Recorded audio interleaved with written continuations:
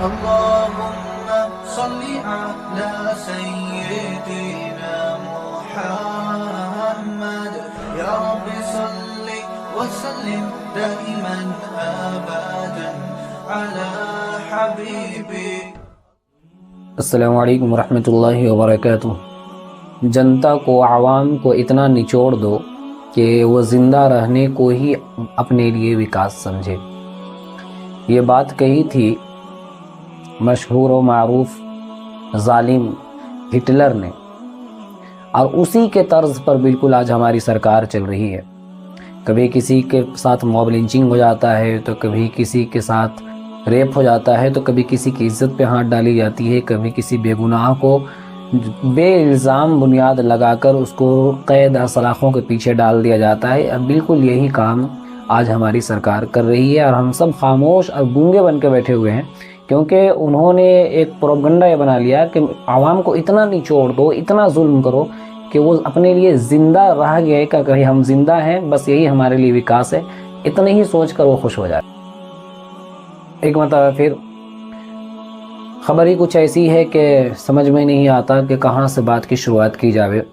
دو خبر ہے، مختصر طور پر وہ دونوں خبر آپ تک پہنچا دینا مناسب سمجھتا ہوں، کیونکہ میں نے کافی تلاش کیا. ایک خبر تو مل گئی اور مشہور نیوز چینلوں پر، لیکن ایک خبر کو دبایا جا رہا ہے، یا یوں کہہ لیجئے کہ دبا دیا ہی گیا ہے. لشکر بھی تمہارا ہے، سردار بھی تمہارا ہے، تم جھوٹ کو سچ لکھ دو، اخبار بھی تمہارا ہے.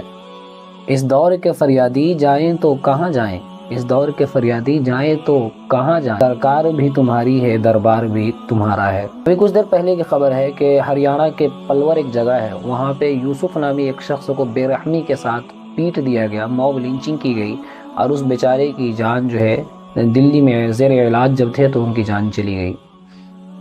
یوسف 28 سال کے تھے، اور وہ یوں بتایا جا رہا ہے، نیوز چینلوں میں تو یوں دکھایا جائے گا، پتہ نہیں کہ گائے کی تسکری کر رہے تھے یا گائے کو کاٹنے کے لیے لے جا رہے تھے، جبکہ ایسا نہیں ہے.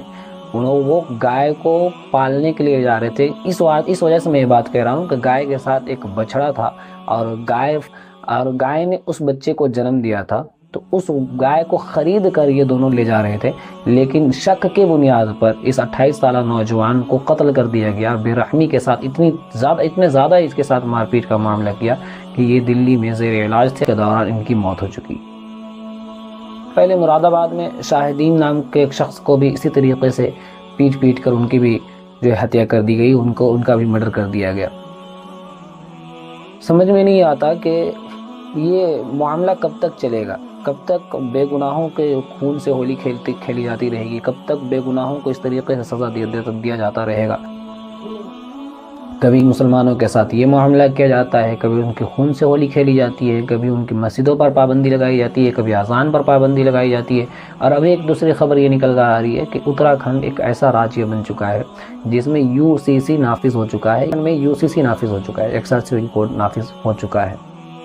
یہ نافذ ہونا مسلمانوں کے مسلم پرسنل لا، جو مسلمانوں کے قانون ہے، جو شریعت ہے، اس پر دن دہاڑے حملہ کیا جا رہا ہے. اس معنی کر کے ابھی 3 جو بات نکل کر سامنے آ رہی ہے کہ شادی، وراثت، اور تیسری چیز لیو ان ریلیشن شپ، یہ تینوں چیز جو ہے شریعت میں کھلے طور پر دخل اندازی کی گئی ہے، اور سارے لوگوں کے لیے یکساں کوڈ، یکساں قانون بنا دیا گیا کہ مسلم ہو، ہندو ہو، عیسائی ہو، سکھ ہو، سب کے لیے ایک قانون ہوگا، سب کے اسی قانون کو سب کو ماننا ہوگا.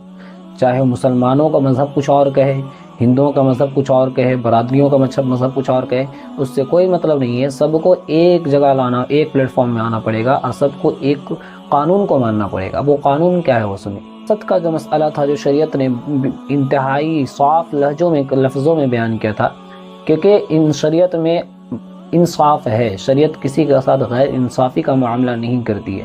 تو شریعت نے انصاف کے ساتھ ہر ایک مرد کا ایک الگ حصہ متعین کیا تھا، عورت کا ایک الگ حصہ متعین کیا تھا. اب اس نے غیر انصافی کا معاملہ یہ کیا کہ عورت کو بھی اتنی حصہ ملے گا جتنا مرد کو ملتا تھا.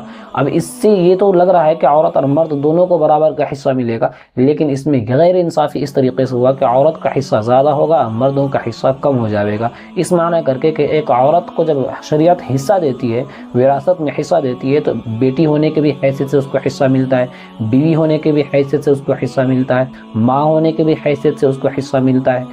اور بہن ہونے کی حیثیت سے اس کو حصہ ملتا ہے، تو چار طریقے سے عورتوں کو حصہ ملتا ہے۔ اب یہ ہے کہ اس کے ساتھ معاملہ ڈبل کر دیا گیا ہے۔ ایک خرابی تو یہ آئی، چونکہ یہ شریعت، یہ اسلام نے باضابطہ قانون بنا دیا ہے، محمد صلی اللہ علیہ وسلم کے زمانے سے چلا آ رہا قانون ہے، اس قانون میں دخل اندازی ایک مسلمان ہرگز برداشت نہیں کر سکتا۔ دوسرا جو لیون ہے، جو کہ اسلام میں جائز ہے ہی نہیں، جو حرام ہے۔ لیون کہتے ہیں کہ بغیر شادی شدہ جب ایک ساتھ رہیں، اس کے ساتھ جو معاملہ وہ کرنا چاہے کریں، تو اس طریقے سے جو ہے اس کو جائز قرار دیا گیا اور کہا کہ اس کے لیے بھی اب رجسٹریشن کرانا پڑے گا۔ لیکن اس میں ایک خرابی یہ بیان کی، یہ خرابی، یہ تو خرابی ہے ہی، لیکن اس کے ساتھ ایک اور خرابی یہ ہے کہ لیون میں اگر کوئی بچہ پیدا ہو گیا لیون میں رہتے رہتے، جو کہ پہلے سے حرام تھا، لیکن اس کے باوجود اور حرام در حرام اگر بچہ پیدا ہو گیا تو اس بچے کو بھی وراثت ملے گی، اس بچے کو بھی وراثت سے حق دیا جائے گا۔ تو اس طریقے کا معاملہ، یعنی حرامی کو بھی جو ہے وراثت میں حصہ ملے گا۔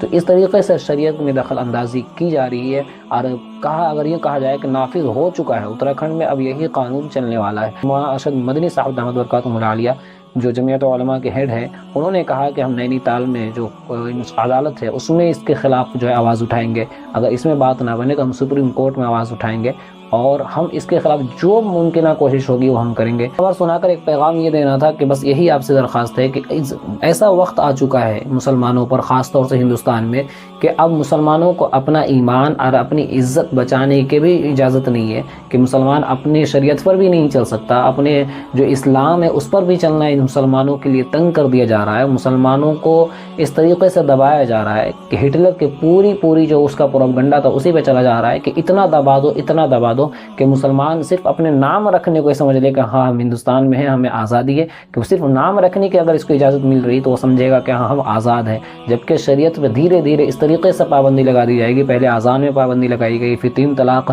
پہ بات آئی، پھر ابھی مسلم پرسنل لا پر جو ہے ڈاکہ زنی کیا گیا، پھر ابھی آ رہی ہے کہ وقف بل امینڈمنٹ وہ بھی پاس کر دیا جائے گا۔ تو اس طریقے سے جو ہے مسلمانوں کے ہر ایک جو اسلامی حقوق تھے، جو اسلامی قانون تھے، ان قانون کو دھیرے دھیرے ختم کرنے کی کوشش کی جا رہی ہے۔ آپ سے مؤدبانہ گزارش ہے کہ مضبوطی کے ساتھ اپنے عمل میں آ جاویں، کیونکہ اذان پر پابندی لگائے گی، کچھ دن کے بعد نماز پہ پابندی لگائی جائے گی، یہ کہہ کر کے لوگ تو نماز پڑھتے ہی نہیں، پھر مسجد میں جانے کی کیا ضرورت، لوگ اپنے گھروں میں نماز ادا کر لیں۔ تو اسی طریقے سے دھیرے دھیرے مسلمانوں کا ہر ایک جو ایک شناخت ہے، اس شناخت کو دھیرے دھیرے ختم کر دیا جائے گا، اور پھر مسلمان صرف نام کے باقی رہ جائے۔ تک کے لیے میں اجازت لینا چاہوں گا، لیکن اس درخواست اور اس امید کے ساتھ کہ آپ اس ویڈیو کو خوب شیئر کریں گے۔ انشاءاللہ پھر ملاقات ہوگی اگلی ویڈیو پر، تب تک کے لیے اجازت، دعا کی درخواست۔ السلام علیکم ورحمۃ اللہ، اللہ حافظ۔